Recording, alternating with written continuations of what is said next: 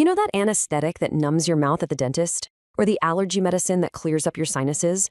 What if I told you that they, and even the adrenaline pumping through your veins, are all part of the same chemical family? Well, in this explainer, we're pulling back the curtain on amines, one of the most important and honestly overlooked groups of molecules in all of organic chemistry. And look, this isn't just some neat trivia. It's a massive industrial reality. This quote from our source material really says it all.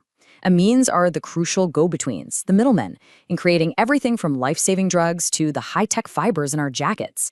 They're like the invisible architects of our modern world.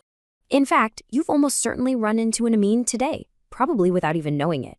That Benadryl you took for your allergies, its magic comes from a specific amine. The Novocaine from your last dental visit? Yep, that's a synthetic amine compound. Even vital things in your own body, like adrenaline, rely on this incredible chemical structure. They are everywhere, hiding in plain sight. So, let's get to know these chemical VIPs, shall we? We're going to meet the family, see how they behave, uncover their secret weapon in the lab, and then finally, really understand why they matter so much. All right, first up, what exactly is this molecule that's doing all this heavy lifting? Let's unmask the amine. The secret to understanding amines is actually really simple. You start with a molecule you probably remember from science class, ammonia, or NH3. An amine is just what you get when you take that ammonia and swap out 1, 2, or even all 3 of its hydrogens for a carbon-based group. That's it. That's the whole idea right there. And it builds up in this beautifully simple way. Replace just 1 hydrogen and you get what's called a primary amine. Replace 2, you've got a secondary amine. And if you replace all 3, you've just made a tertiary amine. Now, this classification, primary, secondary, tertiary, is absolutely crucial. It's not just a naming game. It totally dictates how each type of amine is going to behave. Structurally, they definitely take after their parent, ammonia. They've got the same little pyramid shape. But the most important feature, the real source of all their power, is this lone pair of unshared electrons just sitting on top of the nitrogen atom. This little pair of electrons is the key to all their interesting chemistry. It's what makes them so reactive, so ready to get involved. So let's dive into that chemistry. How does this structure, this family tree, and that super important lone pair of electrons actually translate into how these molecules act out in the world? Now, this is where it gets really interesting, okay? Look at this. We have 3 different amines, all with pretty much the exact same molecular weight. Logic would tell you they should boil at similar temperatures, right? But check out the numbers. The primary amine boils at over 350 Kelvin, while the tertiary one boils way down at 310. That is a huge difference for molecules that are basically the same size.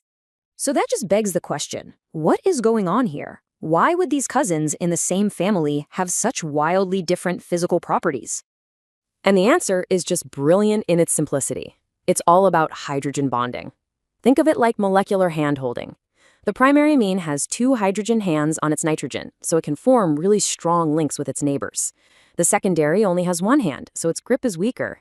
And the tertiary amine, it has no hydrogen hands on its nitrogen at all, so it can't really hold hands with other amines. More hand-holding means it takes more energy, more heat, to pull them apart, which means a higher boiling point. Simple as that. Okay, let's go back to that powerful lone pair of electrons. Because amines can donate this electron pair, they act as bases. But are they stronger or weaker bases than their parent, ammonia? Well, it turns out the carbon chains attached to the nitrogen actually push electrons towards it. Think of it like they're giving the nitrogen a little electronic boost. This makes that lone pair even more available and eager to grab a proton, making the amine a stronger base than ammonia. But with aromatic amines, the big rings attached do the opposite. They pull electrons away, making them weaker bases. And the data here shows this perfectly. Just remember, for bases, a lower pKb value means a stronger base. So look at phenamine, a typical amine with those carbon chains. Its pKb is low, 3.29. It's a stronger base than our baseline ammonia. Then look over at aniline, an aromatic amine. Its pKb is way up at 9.38, making it a much, much weaker base. The numbers tell the whole story. Now, this reactivity, especially in those aromatic amines, allows chemists to create one of the most powerful tools in all of synthetic chemistry. It's like a true master key for building all sorts of complex molecules. So through a process called diazotization, a chemist can take a primary aromatic amine, react it with nitrous acid at really cold temperatures, like just above freezing, and create this incredibly useful thing called a diazonium salt. So what's so special about this diazonium salt? It's all about that little N2 group. In chemistry terms, it's an excellent leaving group.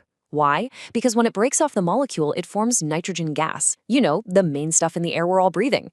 It's incredibly stable, and it just harmlessly bubbles right out of the reaction. This makes it the perfect placeholder, just sitting there, waiting to be replaced by something else. And you can replace it with almost anything. You can swap it for different halogens, a cyanide group, a hydroxyl group, the list just goes on and on. It's like having a universal adapter for molecules. It unlocks pathways to create compounds that are otherwise incredibly difficult or maybe even impossible to make any other way. It is the ultimate chemical multi-tool. And this isn't just theory. It has huge real-world applications. For instance, in something called a coupling reaction, chemists use these diazonium salts to create the vibrant azo dyes that give color to our clothes and even some foods. They're essentially stitching two complex molecules together with this amazing tool. So, let's bring it all home. Why does this one family of molecules, all born from simple ammonia, matter so darn much? We've really seen the whole journey, haven't we? We started with the humble ammonia molecule. We saw how just swapping out its hydrogens creates this diverse and powerful amine family. We learned how their simple structure leads to their complex behavior. Then we saw how chemists can transform them into that ultimate multi-tool, the diazonium salt, which is then used to build the world of products we rely on every single day. So, if you take one thing away from this, it should be this. Amines are the true unsung heroes of the chemical world. They are that essential link, the fundamental building blocks that let chemists turn simple stuff into the complex molecules that literally shape our modern lives. And that leaves us with a final thought to chew on.